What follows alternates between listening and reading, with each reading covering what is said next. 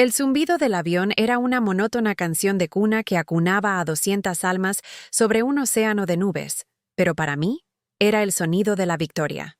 20 años.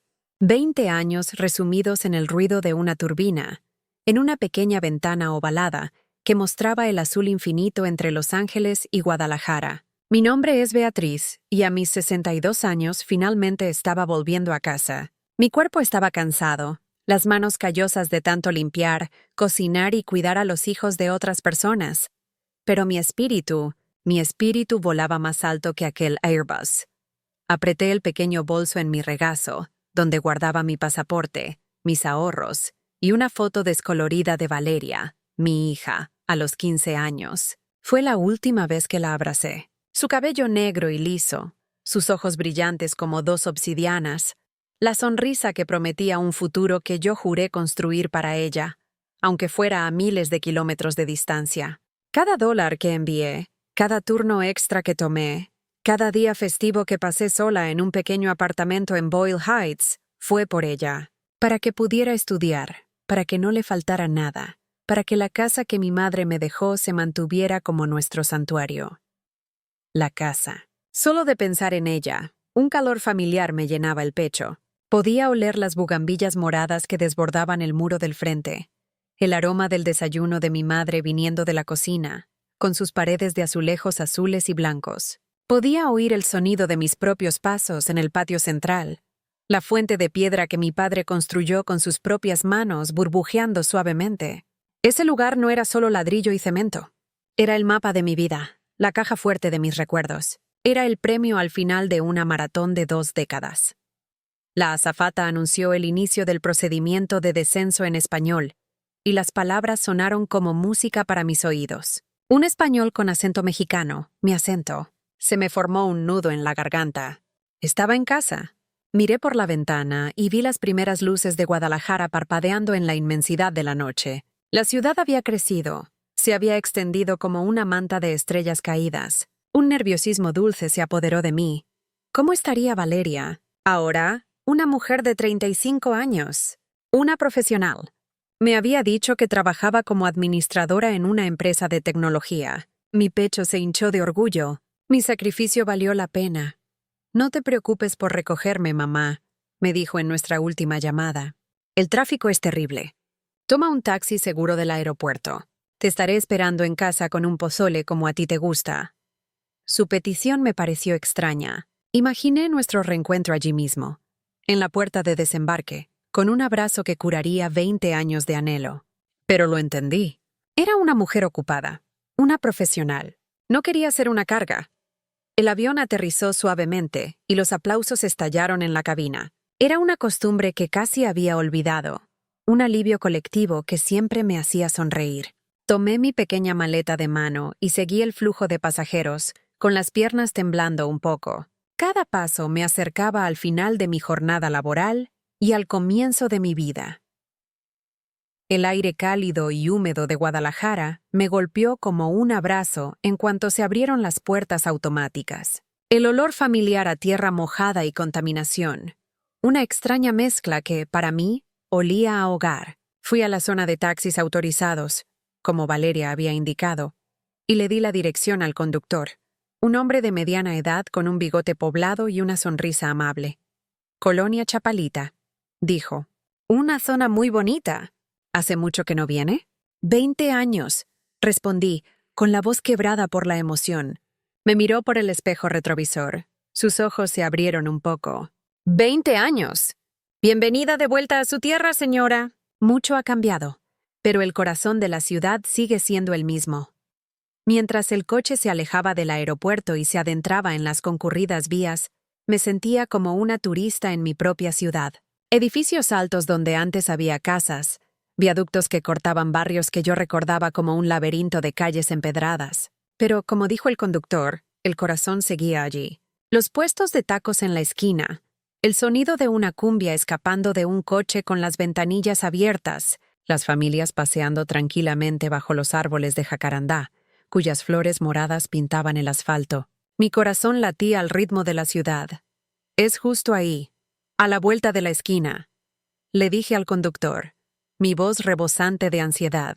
La casa con el muro blanco y las bugambillas. Giró y se me cortó la respiración. La calle era la misma. El gran árbol de primavera en la esquina, la tienda de don Ramiro. Todo estaba como en mis recuerdos. Pero cuando mis ojos se posaron en el solar de mi casa, mi corazón se hundió. El muro no era blanco, sino de un beige sin vida. Las bugambillas moradas habían desaparecido, reemplazadas por una reja de hierro forjado, fría e impersonal. Un coche que nunca había visto, un modelo nuevo y caro, estaba aparcado en la entrada del garaje. ¿Está segura de que es aquí, señora? Preguntó el conductor, notando mi confusión. Sí, estoy segura. O lo estaba, murmuré bajando del coche. Pagué la carrera, saqué mis 2 pesadas maletas del maletero y me quedé allí, parada en la acera, mirando esa fachada extraña. Quizás Valeria hizo una remodelación. ¿Una gran remodelación? Para darme una sorpresa. Era eso. Tenía que ser eso. Arrastré mis maletas hasta la puerta. El antiguo portón de madera, que rechinaba de una manera familiar, ya no estaba. En su lugar, un portón de metal negro con un interfono moderno. Apreté el botón. Mi dedo temblaba.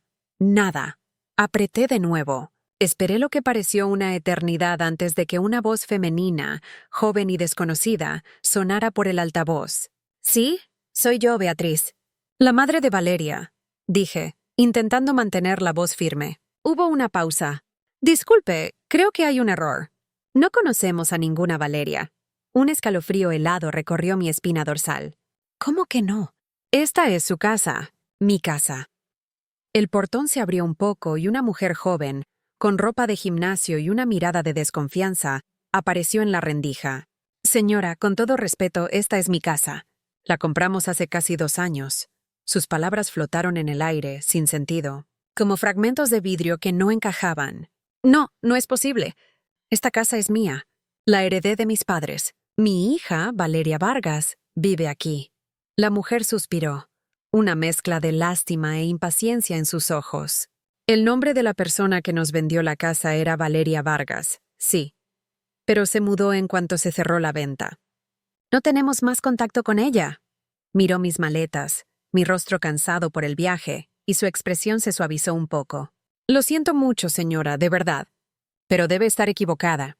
Equivocada. La palabra resonó en mi cabeza. Saqué mi viejo juego de llaves del bolso, las mismas llaves que usé durante 40 años. Con mano temblorosa, intenté meter la llave de la puerta principal en la nueva cerradura.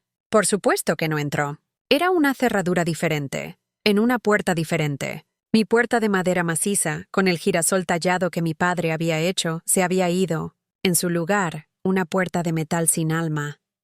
El mundo empezó a girar. El ruido de los coches en la calle, los sonidos de los pájaros, todo desapareció, reemplazado por un zumbido agudo en mis oídos. 20 años de trabajo, 20 años de anhelo. Todo para volver a esto. A una puerta que no se abría. A una extraña diciéndome que mi hogar ya no era mío. La mujer cerró el portón lentamente, dejándome fuera. Me quedé allí, parada en la acera, junto a mis maletas que contenían todo lo que poseía en el mundo. El sol de Guadalajara comenzaba a ponerse, pintando el cielo con tonos de naranja y rosa, una belleza cruel que mis ojos ya no podían apreciar. Saqué el móvil del bolso, el aparato barato que usaba para llamar a mi hija. Marqué su número, el mismo número que había llamado cada semana, durante 20 años. La llamada fue directamente al buzón de voz.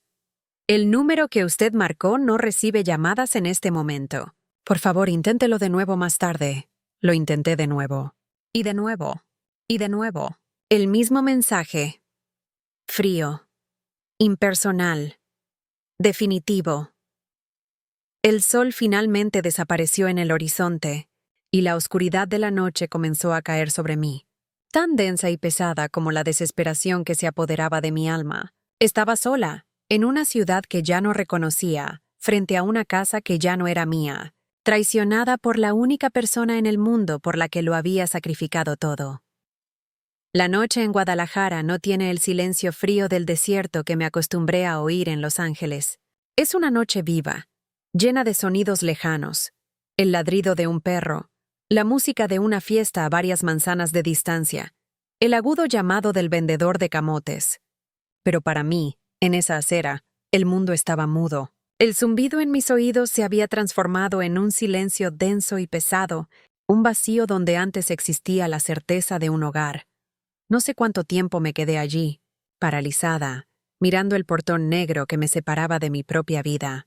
Fue el silbato de un vigilante nocturno lo que me despertó del trance. Se acercó, su linterna bailando sobre mis maletas. ¿Todo bien, señora? ¿Espera a alguien? Su voz era cautelosa, pero no hostil. Yo vivía aquí. Las palabras salieron como un susurro ronco. Miró la casa y luego a mí, atando cabos. Ah, le ha pasado a más gente. Las cosas cambian. Debió de ver la más pura desolación en mi rostro, porque su tono se suavizó. Mire, no puede quedarse aquí en la calle. Es peligroso. Cerca del centro hay algunos hoteles. No son caros. Mañana, con la luz del día, arreglará las cosas. Sus palabras prácticas fueron como un jarro de agua fría. Tenía razón. No podía derrumbarme allí. Reuní la poca dignidad que me quedaba. Le agradecí con un gesto de cabeza y le pregunté cómo podía llamar a un taxi. Me ayudó y pronto estaba de nuevo en un coche amarillo, dándole al conductor el nombre de un hotel barato que el vigilante me había sugerido. La habitación era pequeña, limpia, pero impersonal. Una cama, una pequeña mesa, una televisión antigua clavada en la pared y una ventana que daba a un ruidoso patio interior.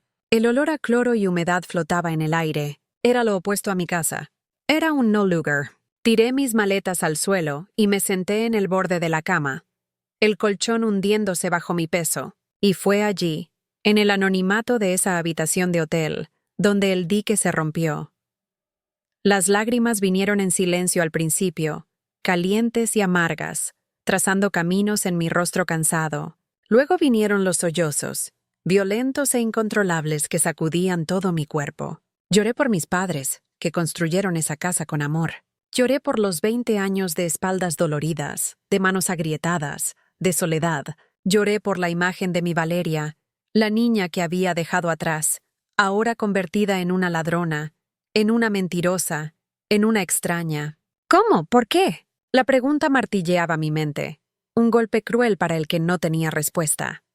Esa noche, el sueño no vino. Cada vez que cerraba los ojos, veía la puerta de metal, la cara de esa mujer, la llave inútil en mi mano. Me levanté y abrí una de las maletas. Saqué un portarretratos de madera que había llevado conmigo durante 2 décadas. En él, una foto mía con mis padres, frente a la casa, las bugambillas moradas en plena floración detrás de nosotros. Éramos felices. Éramos una familia. Éramos dueños de nuestro pequeño pedazo de mundo. Puse el retrato en la mesita de noche. Era lo único real en esa habitación estéril. La mañana llegó gris, el cielo nublado reflejando mi estado de ánimo. El dolor de la noche anterior se había transformado en una fría determinación. Necesitaba respuestas. Necesitaba encontrar a Valeria. Me di una ducha, me puse ropa limpia y salí con un plan. Valeria me dijo que trabajaba en Soluciones Futura, una empresa de tecnología en Zapopan, en uno de esos nuevos y brillantes distritos comerciales. Tenía la dirección anotada en un cuaderno. Comí una torta de tamal en un puesto callejero, el primer alimento en casi 24 horas, y tomé un autobús. El viaje me mostró aún más la ciudad transformada. Los rascacielos de cristal parecían haber brotado de la noche a la mañana, ostentando nombres de corporaciones internacionales. El edificio de Soluciones Futura era exactamente como lo imaginaba.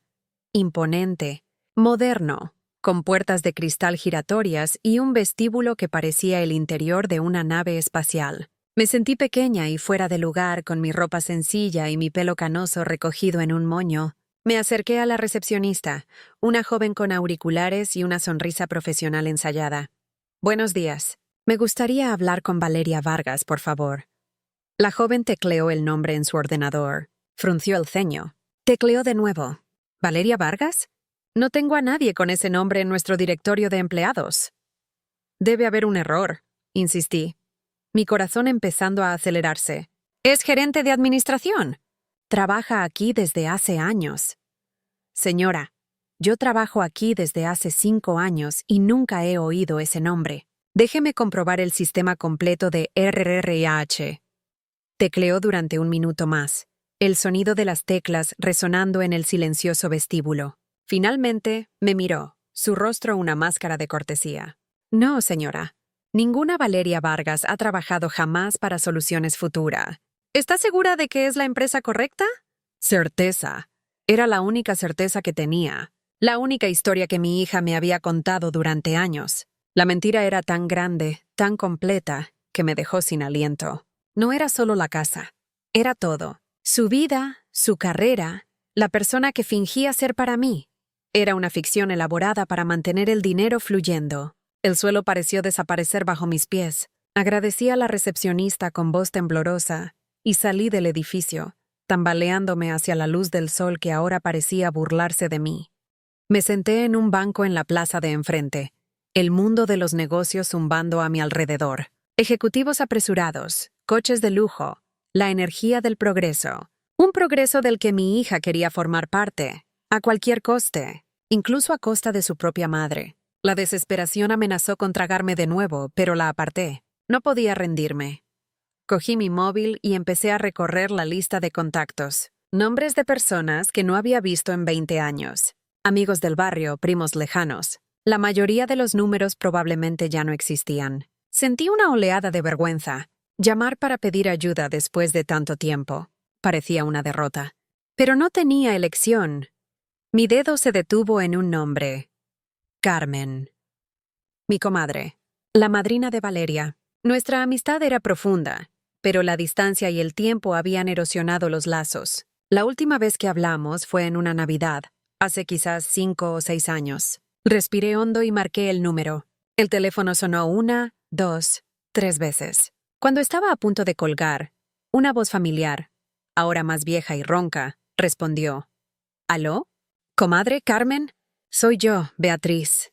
Hubo un silencio al otro lado. Luego un grito de sorpresa. ¡Beatriz! ¡Comadre! No puedo creerlo.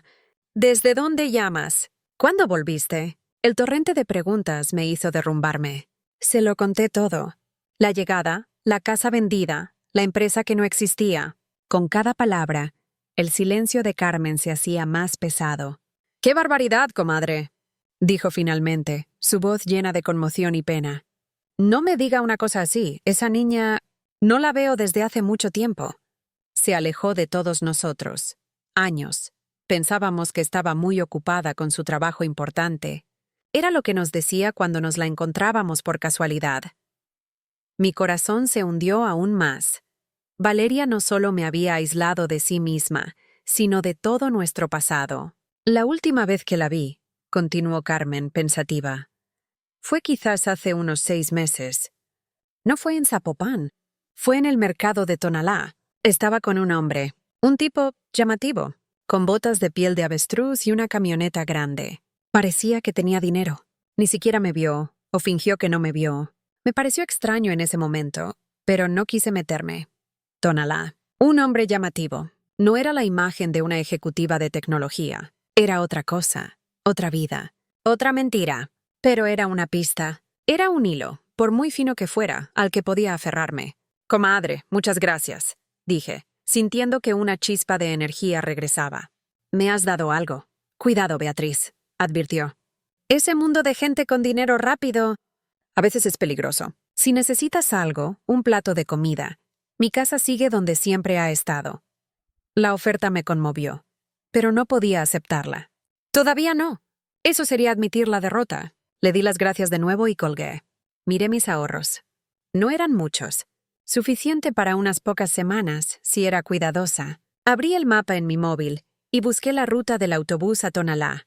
1 hora después, estaba sentada en el asiento de un ruidoso autobús, cruzando la ciudad hacia el este. El paisaje de cristal y acero dio paso a barrios más antiguos, calles más estrechas, casas de colores y talleres de artesanía. El aire olía a barro y pintura. Iba a un lugar que no conocía, en busca de una hija que claramente tampoco conocía. Con cada kilómetro que pasaba, la pregunta en mi mente cambiaba.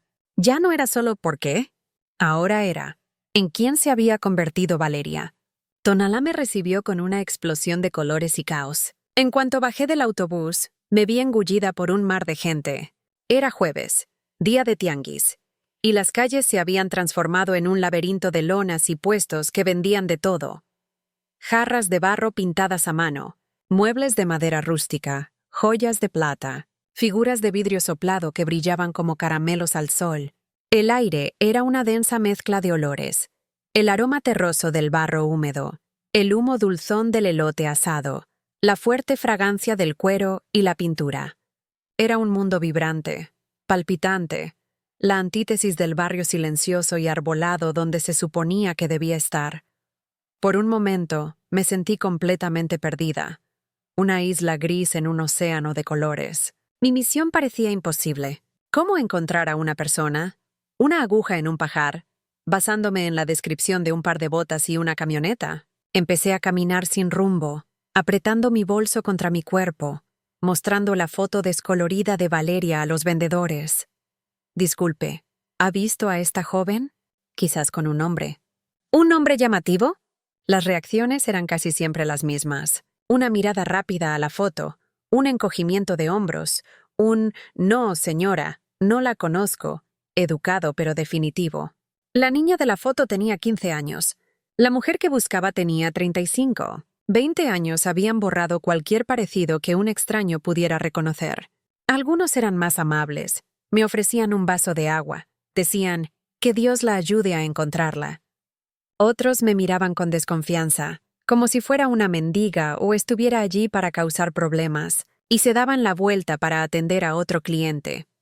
Pasé todo el día caminando bajo el sol abrasador, el sudor corriendo por mi espalda. Mis pies, desacostumbrados a caminar tanto, protestaban a cada paso. El optimismo que sentí en el autobús se desvaneció, reemplazado por un agotamiento físico y emocional. Compré una botella de agua y unas gorditas de frijol en un puesto, y me senté en el bordillo de una acera para comer, observando el flujo de gente. Familias, turistas, artesanos, todos tenían un lugar, un propósito. Yo era una forastera en mi propia tierra, cazando el fantasma de mi hija. Al final de la tarde, cuando los vendedores comenzaron a desmontar sus puestos, entré en una pequeña tienda que vendía alebrijes, esas criaturas fantásticas y coloridas talladas en madera. Una señora de cabellos blancos trenzados y un rostro surcado por miles de arrugas sonrientes estaba detrás del mostrador, pintando cuidadosamente el ojo de un dragón con alas de mariposa. Me miró con ojos que parecían saber más de lo que decían. Le mostré la foto, ya sin esperanza, y repetí mi historia. Ella tomó la foto con sus manos manchadas de tinta y la observó durante un largo rato. «A esta niña no», dijo finalmente, su voz suave. «Pero quizás sé de quién habla. El hombre. Él destaca», devolvió la foto. Alto, siempre con sombrero, botas caras y una cadena de oro gruesa como mi dedo. Conduce una camioneta negra, grande y ruidosa. Le gusta presumir. Lo llamamos Ricardo. Ricardo el Gallo. Un escalofrío recorrió mi cuerpo, una mezcla de miedo y alivio. ¡Un nombre! Tenía un nombre. ¿Y sabe dónde puedo encontrarlo? La sonrisa de la mujer desapareció. Bajó la mirada hacia su alebrije. Señora, ese hombre no es buena compañía. Presta dinero. La gente que se involucra con él a menudo se arrepiente. Tiene una ferretería a unas calles de aquí, pero es más fácil encontrarlo en la cantina La Herradura al final del día. Pero por favor, tenga mucho cuidado. El gallo canta, pero también pica. Le agradecí de todo corazón. Compré un pequeño colibrí de madera que no podía permitirme, solo para devolverle su amabilidad, y salí de la tienda con el nombre Ricardo el Gallo, resonando en mi mente. Su advertencia era clara, pero ¿qué más podía perder? Ya lo había perdido todo. Esperé a que cayera la noche, sentada en un banco de la plaza principal, el colibrí de madera frío en mi mano sudorosa. Reuní cada gramo de coraje que me quedaba y caminé hacia la cantina. La Herradura era exactamente lo que su nombre sugería. Un lugar oscuro, con puertas de vaivén y el sonido de música norteña escapando a la calle. El olor a cerveza y cigarrillos era fuerte. Por dentro, algunas mesas de billar, hombres jugando a las cartas y una larga barra donde un hombre pulía vasos. Mi corazón martilleaba contra mis costillas. Todos los ojos se volvieron hacia mí cuando entré. Una mujer de mi edad, sola, no era una vista común en ese lugar. Ignoré las miradas y fui directamente al camarero. «Busco a Ricardo». «El Gallo», dije, tratando de mantener la voz firme. Me analizó de arriba a abajo. Luego señaló con la barbilla una mesa en el rincón más oscuro del bar. Está allí. Estaba de espaldas a mí, pero lo reconocí al instante por la descripción. El sombrero, la cadena de oro brillando bajo la tenue luz de la bombilla, la espalda ancha de una camisa de seda. Se reía de algo que uno de sus compañeros de mesa había dicho. Una risa fuerte y arrogante. Respiré hondo y me acerqué. «¿Señor Ricardo?»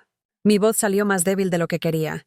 Se giró lentamente, y sus ojos me evaluaron con una diversión fría. Eran ojos de depredador. Encajaba perfectamente en la descripción. «¿Sí, abuela?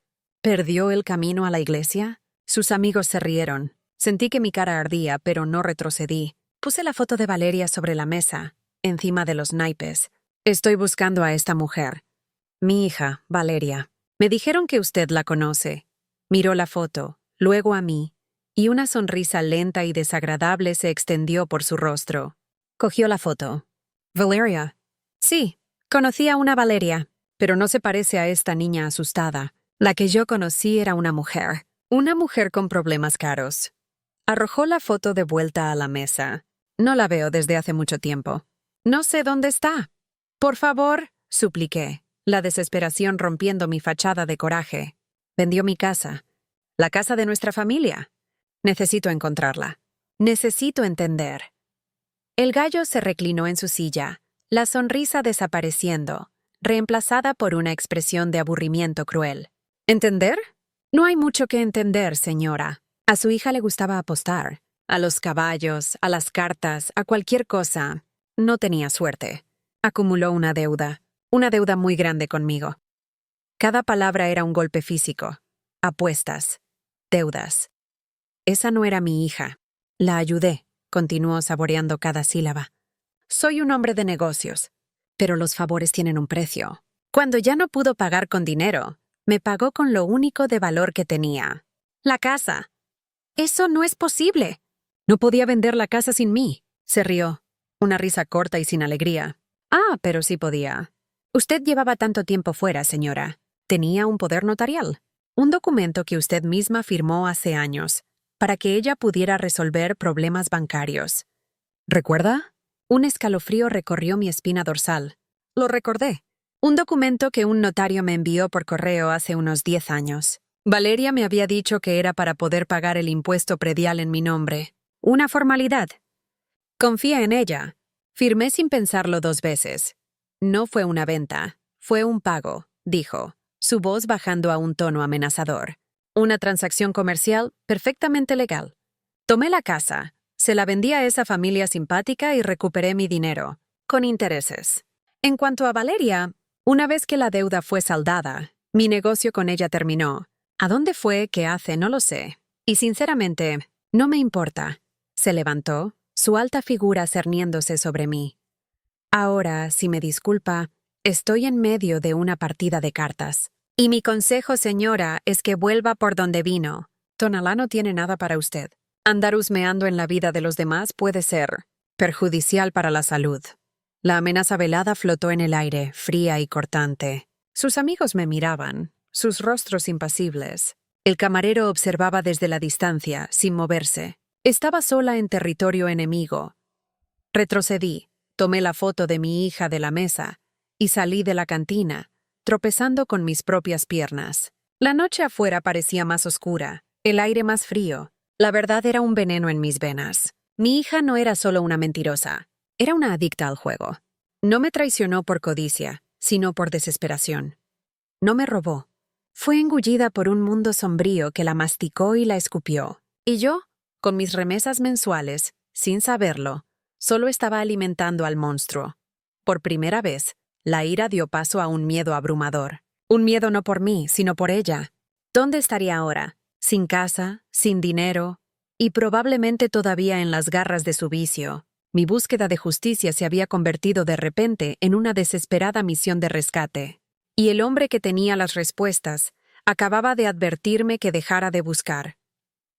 La amenaza de El Gallo flotaba en el aire como el olor a moho en la pequeña habitación del hotel, pero el miedo que sentía ahora estaba eclipsado por una emoción mucho más poderosa, la furia protectora de una madre. La imagen que él pintó de Valeria, una adicta al juego, endeudada, desesperada, borró cualquier rastro de ira que sentía por la traición.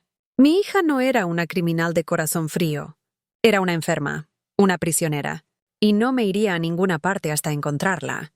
Sabía que volver a la herradura era inútil. El gallo y sus hombres no me dirían nada más. Mi instinto me dijo que me quedara cerca, que observara el ecosistema que él controlaba. Durante los 2 días siguientes, usé el poco dinero que me quedaba para mezclarme con el paisaje de Tonalá. Me senté en cafés, comí en pequeñas cocinas económicas, escuché conversaciones. Fingí ser solo otra abuela visitando a la familia, manteniendo los ojos y los oídos abiertos. La pista vino de una fuente inesperada. Mientras tomaba un café aguado en una fonda frente a la ferretería de Ricardo, oí a 2 hombres conversando en la mesa de al lado. Hablaban en voz baja sobre carreras de caballos, sobre un lugar en las afueras de la ciudad, un carril clandestino donde las apuestas corrían sueltas, lejos de los ojos de la ley. Se mencionó el nombre de El Gallo. Era allí donde él y gente como él hacían sus negocios sucios.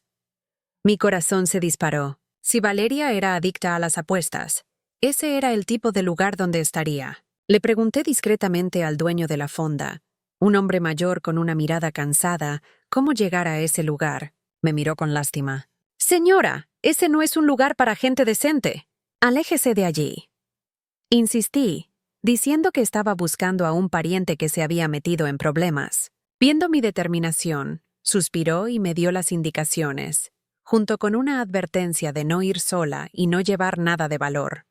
Seguí su consejo. Dejé mis ahorros y mi pasaporte bajo llave en el hotel. Llevé solo el dinero para el pasaje de autobús y el pequeño colibrí de madera en el bolsillo, un amuleto silencioso. El autobús me dejó en un camino de tierra polvoriento, flanqueado por campos de agave. A lo lejos, podía oír el sonido de música alta y los gritos de una multitud.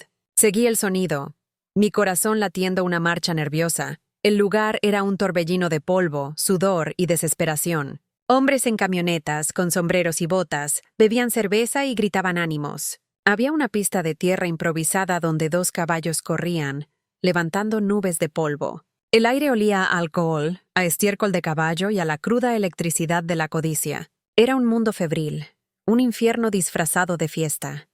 Caminé entre la multitud, mi rostro un mapa de ansiedad, buscando una cara familiar en medio de ese caos. Y entonces, la vi. Estaba cerca de la línea de salida, pero no estaba mirando a los caballos. Estaba acurrucada cerca de una valla, casi escondiéndose.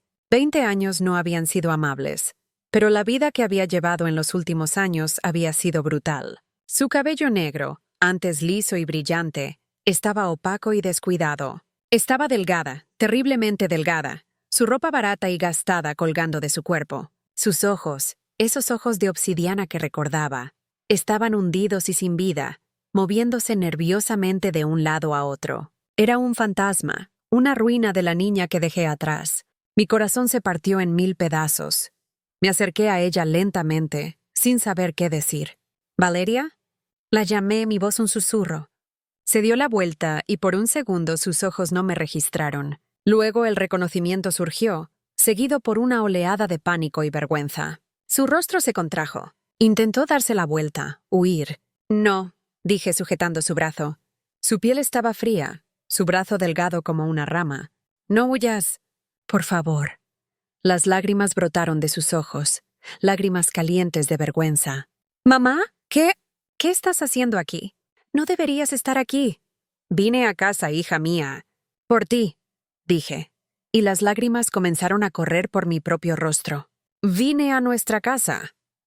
La mención de la casa la hizo derrumbarse. Sollozó, un sonido roto y agonizante. «Perdóname, mamá. Perdóname. Lo arruiné todo». Lo perdí todo. Me contó la historia allí mismo, en medio del ruido y la suciedad de ese lugar olvidado por Dios. Comenzó pequeño. Algunas apuestas con amigos, la emoción de la victoria, pero pronto se convirtió en una necesidad, una comezón que no podía dejar de rascar. Perdió el trabajo de verdad que tenía. Comenzó a pedir dinero prestado, a mentir. Las mentiras para mí fueron las más fáciles. Estaba lejos, quería creer en lo mejor. Conoció a Ricardo, quien la introdujo en un mundo de apuestas más grandes y deudas más profundas. El poder notarial fue su salvación y su ruina. Vender la casa fue su último acto desesperado para pagar lo que debía e intentar salir del agujero. Pero el agujero era demasiado profundo. «No tengo nada, mamá», lloró, aferrándose a mí como una niña perdida. «Vivo en un cuartito alquilado. A veces ni siquiera tengo que comer». Quería parar. Te juro que quería. Pero no puedo. La abracé, sintiendo la fragilidad de sus huesos, el temblor de su cuerpo, la ira, el dolor de la traición. Todo se disolvió en ese abrazo. Todo lo que quedó fue el amor. Un amor herido, magullado, pero inquebrantable. «Ya no estás sola», le susurré en el pelo. «Estoy aquí. Vamos a arreglar esto. Juntas».